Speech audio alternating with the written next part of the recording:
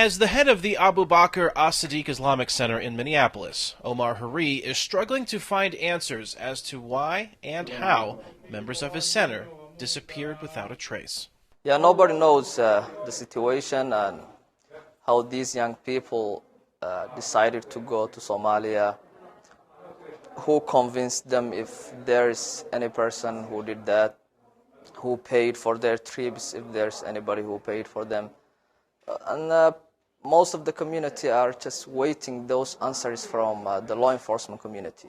But according to Hari, there have been few answers from that law enforcement community, which includes the FBI.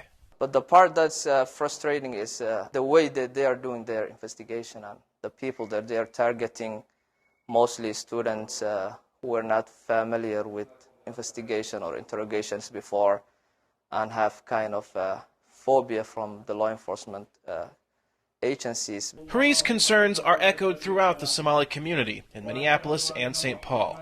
Many have come forward with complaints about the FBI, says Tunisia Islam at the Council on American Islamic Relations in Minnesota. Is that everybody's scared. They don't know what's really happening. Just up until recently, the FBI hasn't really even said that they're conducting an investigation here.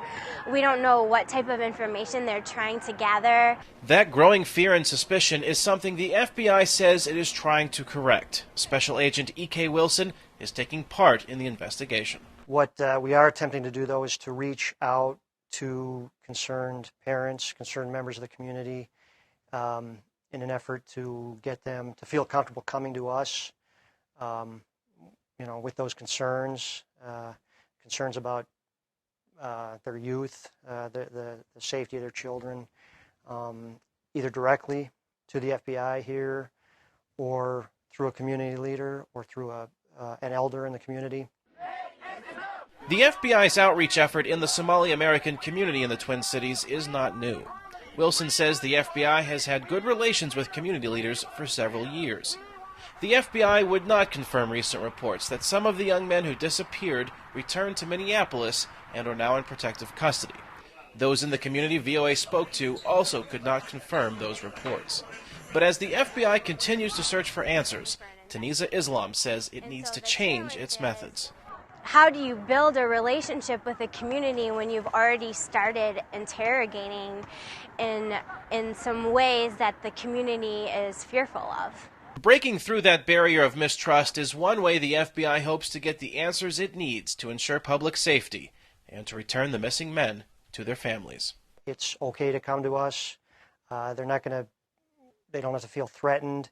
They're not going to be detained. Any conversation, any information that they provide us is going to be voluntary. They're not going to be arrested or sent away to a detention camp. In addition to the ongoing FBI investigation, a special grand jury has opened proceedings on the disappearances. Several members of the Somali American community have been issued subpoenas to testify in those hearings. Kane, Farabaugh, VOA News, Minneapolis, Minnesota.